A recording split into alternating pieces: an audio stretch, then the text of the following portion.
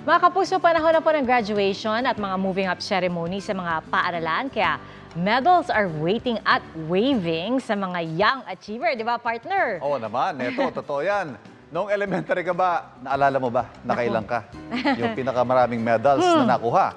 Kung ilan ang sa'yo, baka ganun din yung akin, partner. Pareho lang. Pareho lang. Nako, pareho lang tayo.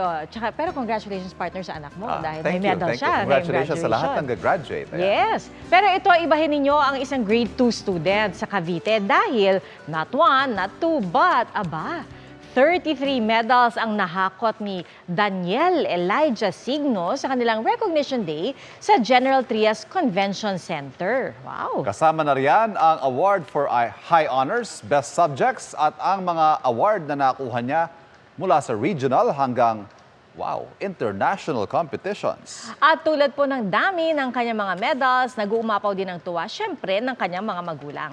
Kwento nila, 2 years old pa lang daw si Daniel ay kaya na niyang magbasa. Nagkakabisa na rin daw siya ng world flags pagtuntong ng 3 years old.